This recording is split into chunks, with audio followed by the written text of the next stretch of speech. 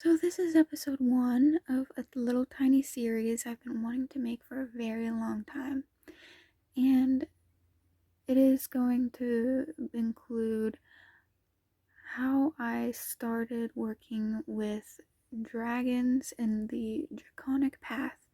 And what I'm considering the Draconic path is partly due to a book called Dancing with Dragons. And there's all sorts of information out there if you don't know, but this is my own personal journey. I am not a teacher of any sort. I am just sort of a apprentice, and that's all I ever plan to be.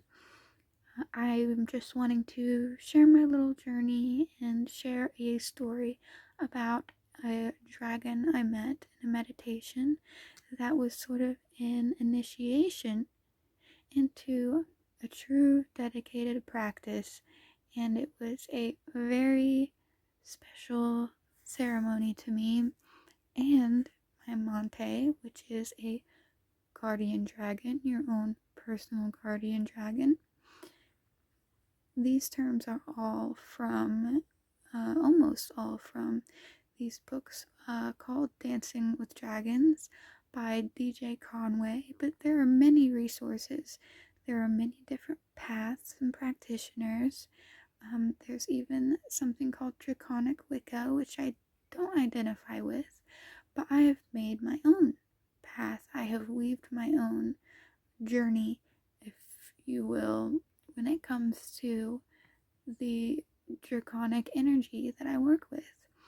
And working with dragons is probably one of the more important aspects of creatures I have worked with for many years. You know, there are totem animals that provide energy, plants, flowers, any part of nature. This is just a part of many things in the universe, moons, planets, but dragons have always been my top priority. I've worked with fairies a lot, and that wasn't exactly planned. And for a long time, I didn't know had fairies around me. For a long time, I didn't know that fairies really existed alongside dragons.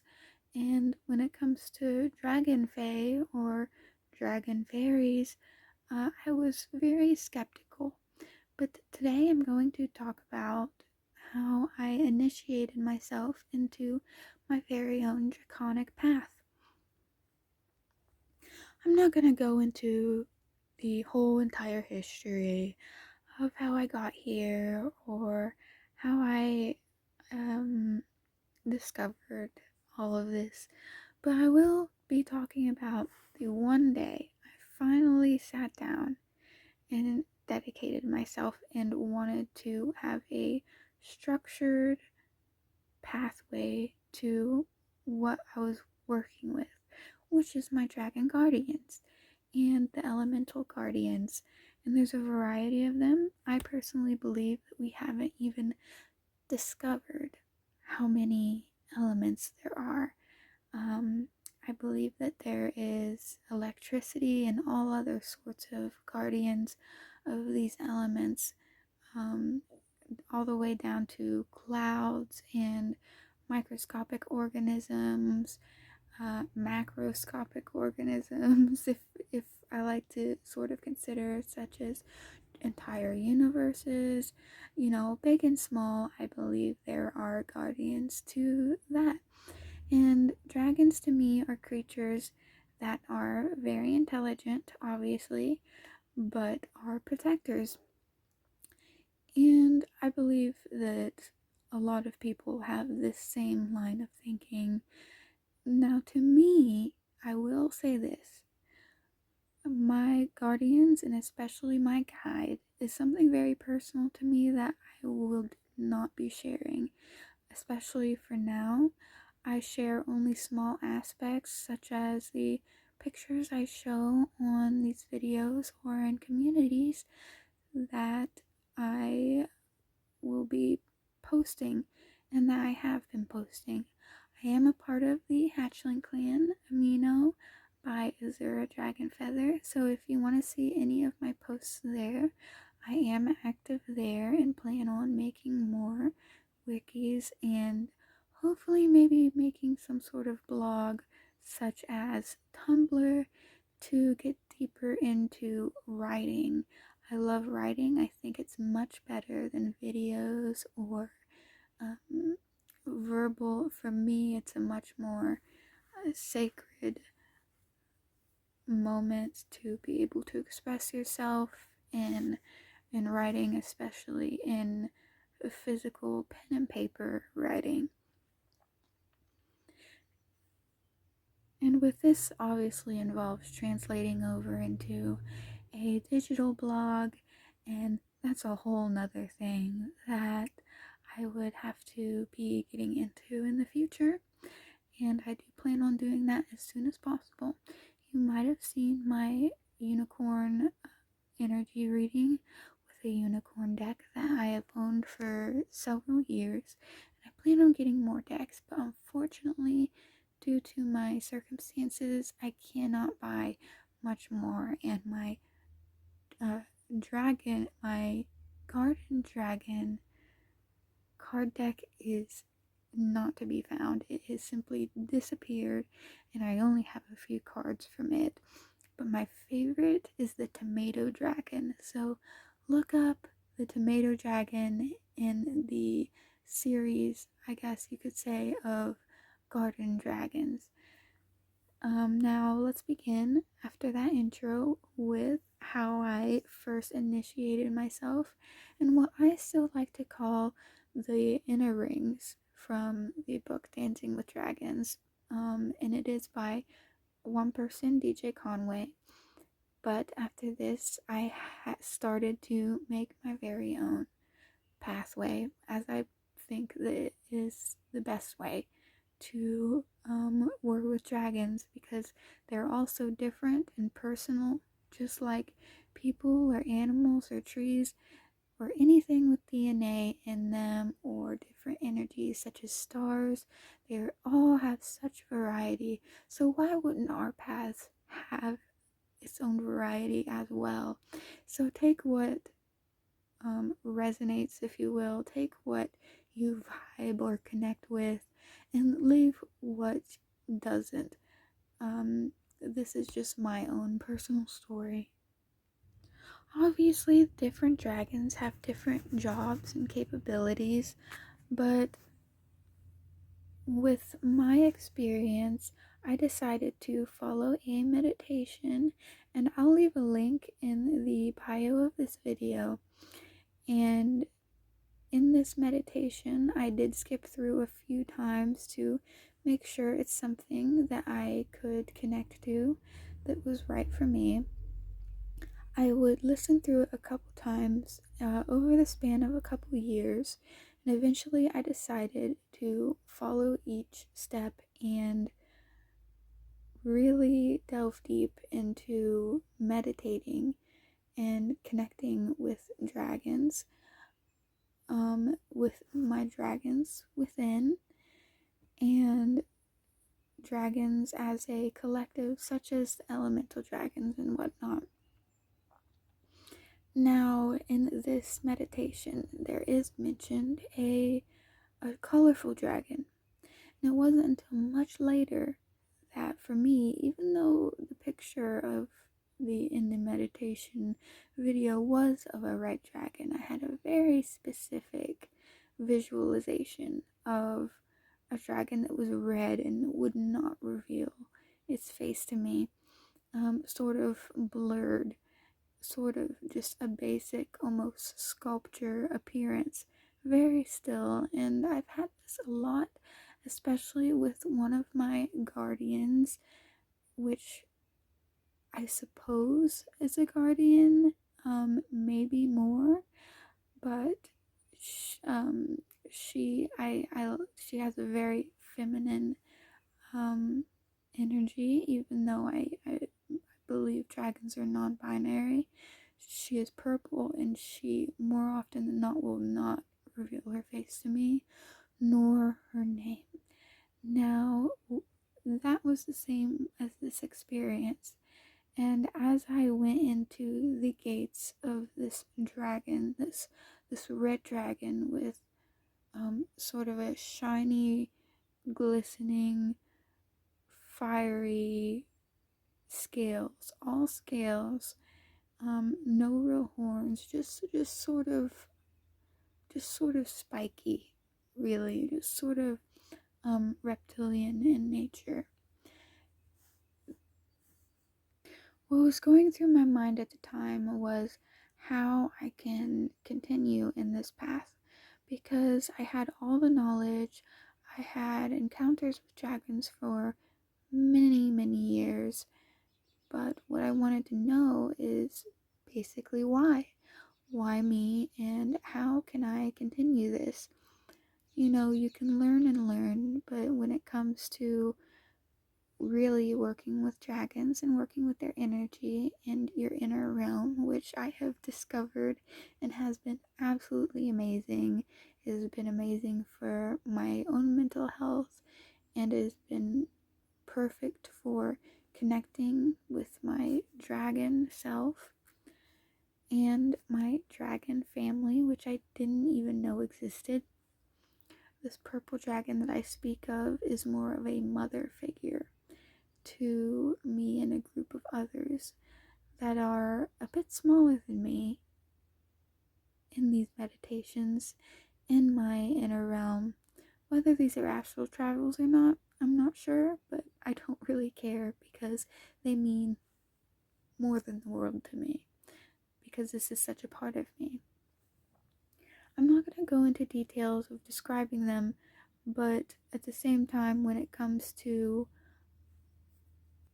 dedicating myself to the dragons and working with them, I realized a bit later after doing this meditation, meeting this red dragon, that I had to help others, and especially the young and weak, because I had met my little brothers and sisters, my dragon family, later after this meditation.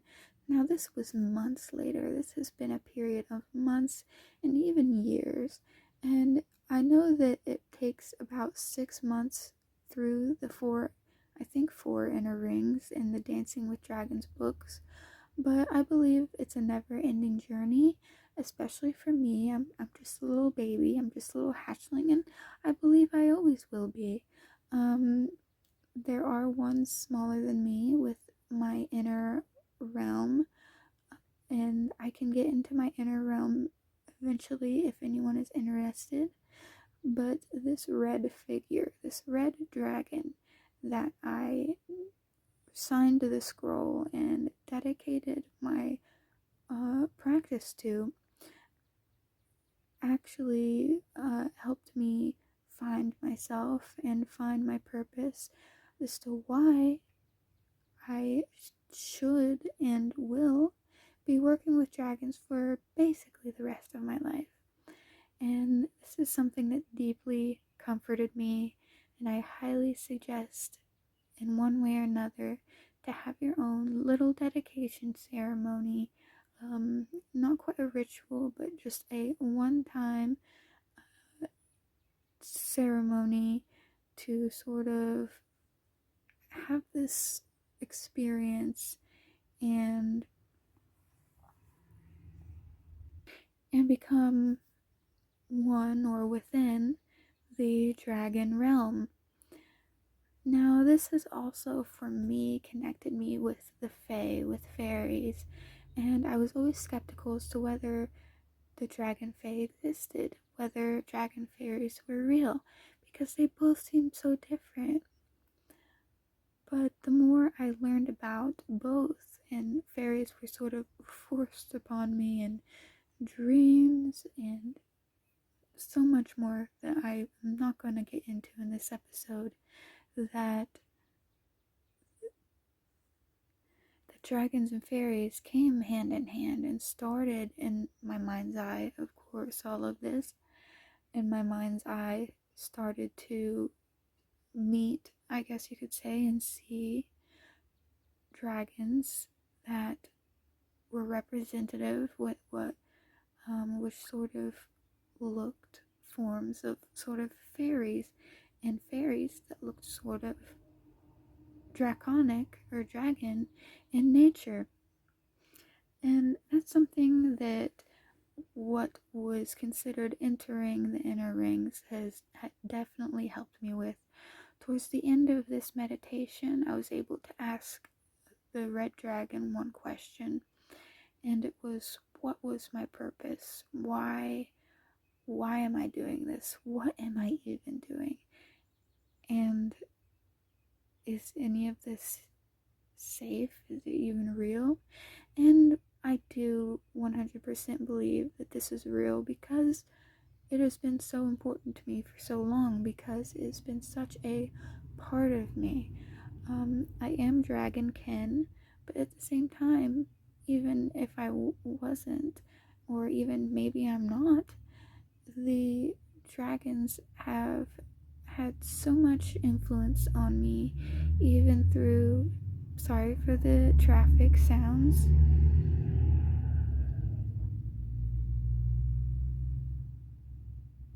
even through times of distress when I've had dragon stuffed animals. I do love my technomancy and what is, I guess, considered pop culture magic.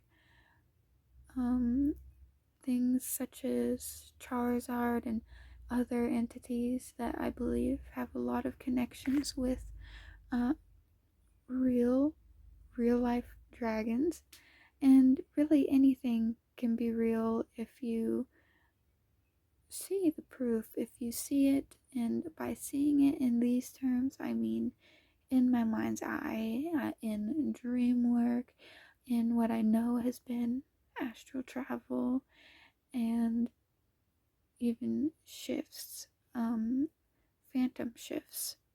So I hope that has sort of cleared up some things, but midway of exiting this meditation, of exiting this big castle with books and big brick walls and a bright ceiling, afterwards I came out and was still sort of halfway in a very deep meditative mindset.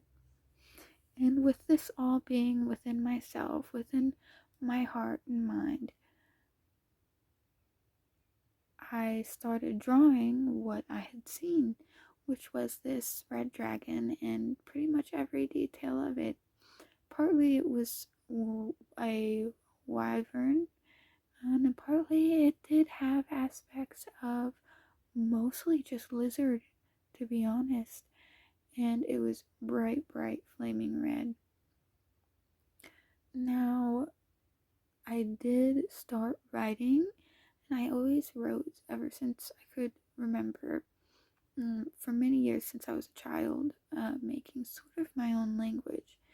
And so I was doing that on paper, and it turned out being some sort of what could look like runes, maybe Norse runes, but overall it was my own just meditative state writing, and it was very releasing, and it sort of represented to me my own name or description as my dragon self, as in the meditation you write your name on a scroll. And as I was writing my name on a scroll, I also added some side notes. Now, if you want to follow this meditation, I suggest the same. I believe this is sort of a collective experience, so take and leave from this video, from this little podcast episode, what you will, and try it for yourself. I very much suggest, even if you've already started, even if you've already dedicated yourself to the path, and this has very much been a part of your life already, and you're more experienced than me, which if you're watching this, I'm sure you are, even just by searching this, you were most likely meant to see this and already know exactly what I'm talking about. I'm just an apprentice, and I always will be. I'm just a little egg, a little egg in a nest. That's why I like to call this channel for dragons fluff nest, because I'm just a little fluff. But you can try this for yourself, and I think that it could help a lot of people connect with a sort of collective draconic experience. So, everyone, have a good day, and make sure to stay hydrated and get connected with nature, whether it be an indoor plant, or pet your dog, or go pet some dogs to volunteer at a dog animal shelter. Don't know why dogs keep coming up, probably because I'm a canine kin too, but the dragons want us to protect and guard, because there are elemental guardians, and all dragons are different. Some are just plain and simple, all are equal, just about. But take care and have a good day.